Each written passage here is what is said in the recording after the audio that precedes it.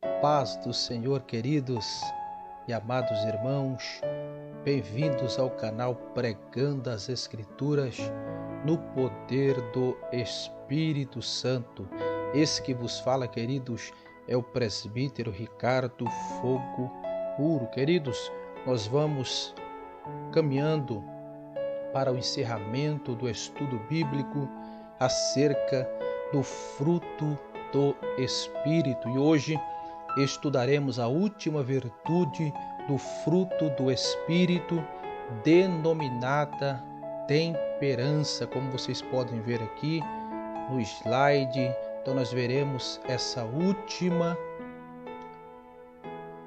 virtude do fruto do Espírito, denominada temperança, lá no livro do Gálatas, capítulo de número 5, do versículo de número 16 até o versículo de número 26. Queridos, antes de nós darmos continuidade ao estudo sobre a temperança, queridos, eu quero ressaltar o estudo anterior, eu quero retomar com vocês o estudo anterior. No estudo anterior, queridos, nós falamos acerca da virtude denominada mansidão. Nós vimos que no grego essa virtude se escreve como sendo prautes e significa basicamente, ou dá ideia basicamente de mansidão diante das adversidades, moderação diante dos problemas que advêm sobre a nossa vida. Também dá a ideia de submissão, também dá a ideia de verdadeira humildade, queridos, e também dá a ideia de qualidade daquele que se ira, mas se ira com equidade. Então isso que nós vimos no estudo anterior acerca da mansidão.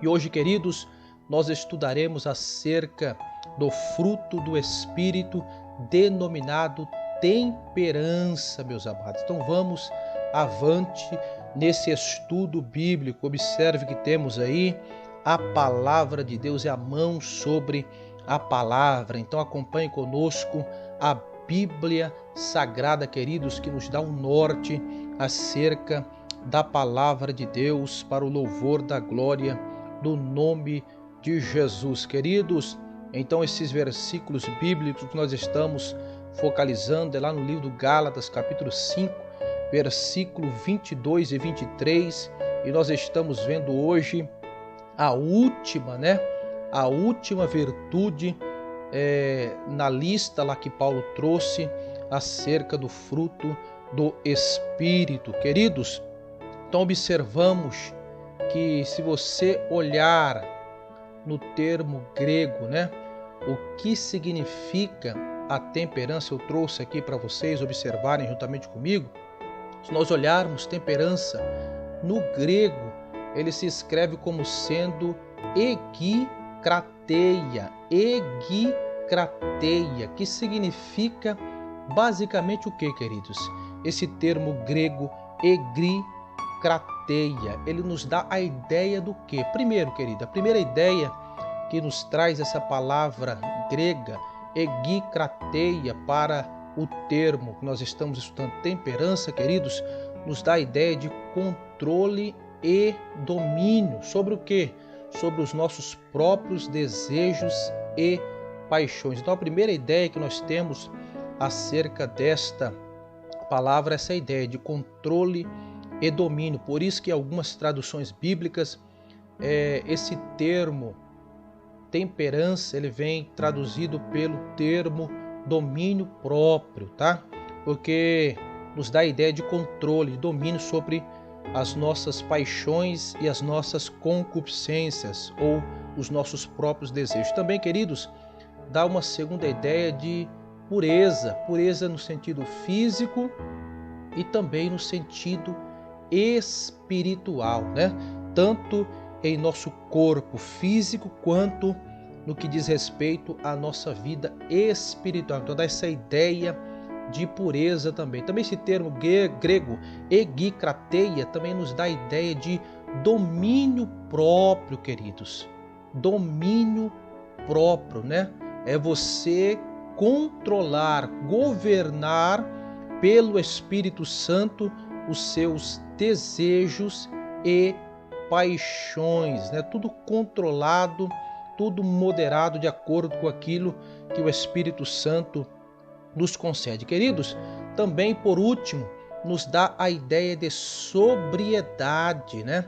Esse termo grego denominado egikrateia dá-nos o seguinte sentido de sobriedade. Sobriedade nós sabemos pelo dicionário que significa moderação. Temperança também aparece para a tradução dessa palavra sobriedade e também dá a nós a ideia de equilíbrio, queridos. Então, observamos que a temperança, ela está intrinsecamente, queridos, relacionada conosco mesmo, né?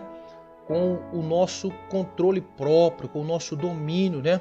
Lógico que atrelados ao Espírito Santo de Deus, né? Que nos traz também uma pureza tanto física quanto espiritual e vivermos também uma vida moderada, equilibrada. Tudo isso, queridos, intrinsecamente relacionado com o poder do Espírito Santo sobre as nossas vidas. Queridos, no próximo slide que eu vou passar para vocês, eu quero destacar, queridos, a virtude temperança.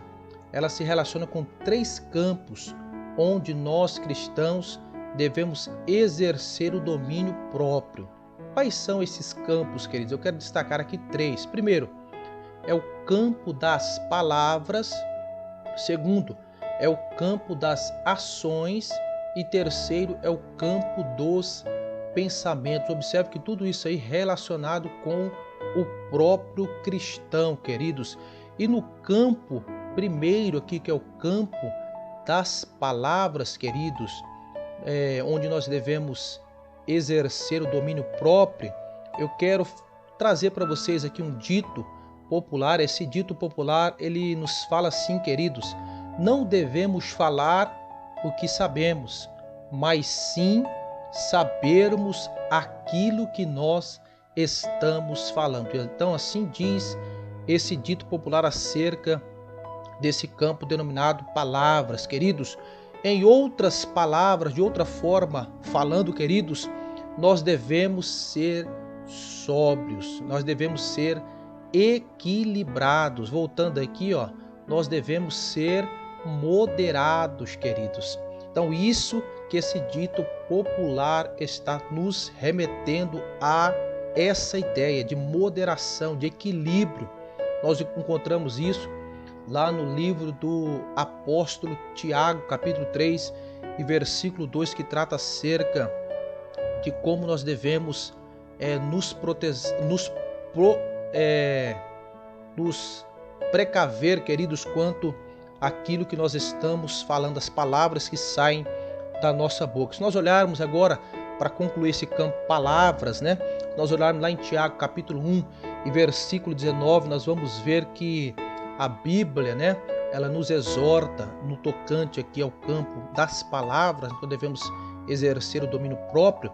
A Bíblia, ela nos recomenda, ela nos adverte, ela nos exorta a nós sermos aptos para ouvirmos e tardio, queridos, para falarmos. Então esta é a exortação que Tiago nos traz acerca desse campo denominado palavras. Agora, queridos, eu quero falar acerca desse segundo campo, que é o campo das ações, né?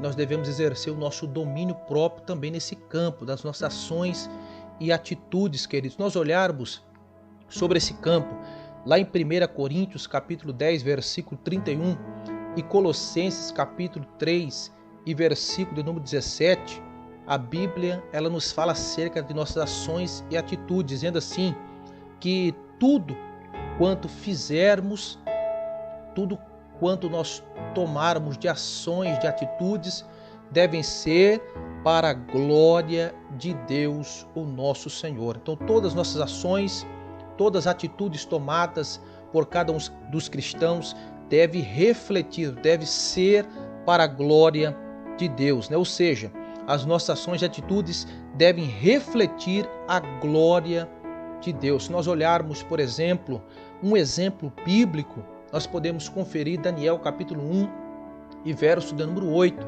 a ação de Daniel, a atitude de Daniel diante da situação adversa que sobreveio a ele e aos seus 3 companheiros queridos.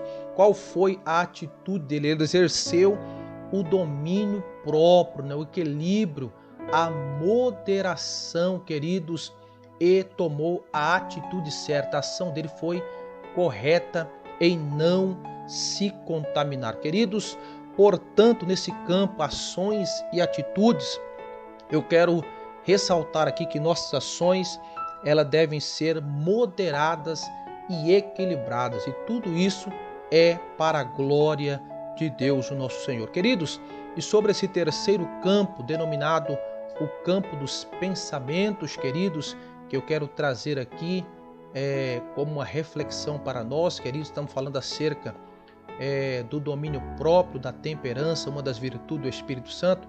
Então, nesse campo aqui, o campo dos pensamentos, queridos, eu quero trazer aqui uma palavra lá de Filipenses capítulo 4 e verso de número 8, que fala que a Bíblia ali, ela afirma para nós que os nossos pensamentos, eles devem se focar naquilo, primeiro, que é verdadeiro diante de Deus, depois aquilo que é honesto, depois aquilo que é justo, também aquilo que é puro, também aquilo que é amável, também aquilo que tenha boa fama, que tenha virtude, e também naquilo que há louvor para a glória de Deus. Então, o nosso pensamento, queridos, na verdade, ele deve estar focado em Deus, o nosso Senhor. Os nossos pensamentos, eles devem ser equilibrados e moderados, cara. Devemos, queridos e amados irmãos, exercer o domínio próprio no que diz respeito, queridos, aos nossos pensamentos, né? Ou seja, queridos, em outras palavras, nós devemos moderar e equilibrar os nossos pensamentos, né? Pensamentos focados no céu, o lar de Jesus e também o lar da igreja. Nós devemos em todo tempo estarmos conectados com o nosso pensamento nos céus, queridos. Uma exortação para nós aqui, queridos, acerca desse campo pensamentos é que quando os nossos pensamentos estão soltos, né, estão aí à deriva, né, sem exercer sobre eles o domínio próprio, né, o controle, o governo, queridos, pelo Espírito Santo, o que acontece? Nós pecamos contra o Senhor. Nós podemos conferir, por exemplo, 2 Samuel, capítulo 11, versículo 1 até o versículo 4, quando Davi estava ali, né, com seus pensamentos soltos, né, desfocados, e isso gerou sobre a vida dele um pecado contra o Senhor, que foi o seu adultério contra o servo do Senhor, caindo com Betseba, né, querido? Então, levou ele a pecar contra o Senhor, Davi, servo de Deus. Por quê?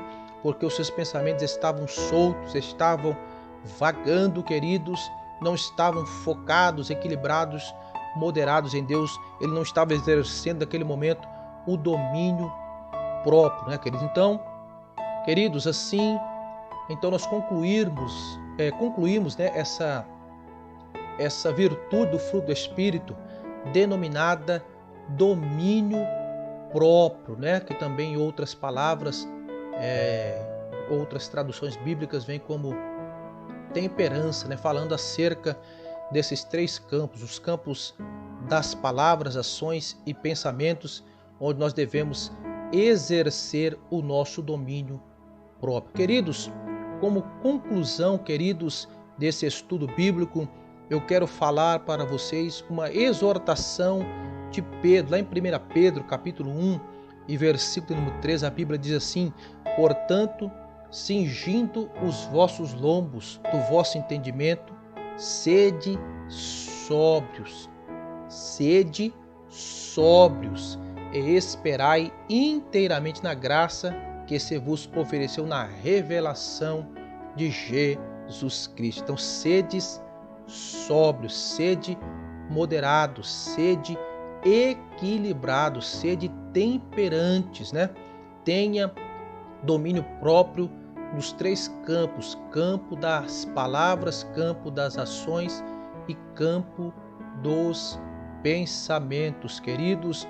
Então, que nós venhamos ter o controle e domínio dado pelo Espírito Santo acerca dos nossos desejos e paixões, venhamos ter a pureza espiritual e física sobre a nossa vida, também o domínio próprio e a sobriedade, que é a moderação, o equilíbrio sobre a nossa vida, para a glória que há no nome de Jesus. Assim, queridos, nós terminamos então essa série de estudos acerca do fruto do Espírito Santo, passando por essas 9 virtudes do fruto do Espírito Santo, concluindo agora com a virtude denominada temperança, querido. Então, resumo geral do nosso estudo aqui, queridos, é que nós devemos amadurecer sobre a nossa vida, queridos, as características, qualidades, as virtudes do fruto do Espírito, que são 9, devemos amadurecê-las em nossas vidas por meio da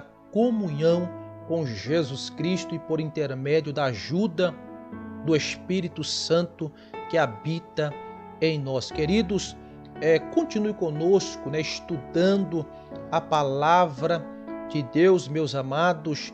Continue conosco. Deixo aqui essa mensagem para você como considerações finais acerca desse estudo. Então, chegamos ao final desse estudo bíblico acerca do fruto do Espírito. Te convido, querido, para que você se inscreva em nosso canal, ative o sininho das notificações, Deixe o seu like, que você coopere, querido irmão, querido ouvinte, com a propagação, meu amado, da palavra de Deus, Continue estudando conosco a palavra. No próximo estudo bíblico, nós falaremos acerca dos dons espirituais, queridos? Vamos tratar cada um aqui nesse estudo bíblico, que nós faremos a partir da próxima semana. Falaremos sobre os dons espirituais. Então, sou grato pela sua cooperação, Então, deixo aqui a paz do Senhor para o seu coração, a graça de Deus para o seu coração, Então, continue conosco estudando a palavra. Presbítero Ricardo Fogo Puro, nós estamos aqui, queridos, para propagar a palavra de Deus, Então, não perca o próximo estudo bíblico, Estude conosco, porque nós estamos aqui nesse canal pregando as Escrituras no poder do Espírito Santo. Eu estou certo que o Espírito Santo fala ao meu e fala ao seu coração. Continue conosco estudando a palavra de Deus. Deus abençoe você e sua família hoje e para todo o sempre. Amém. Glória a Jesus. Amém.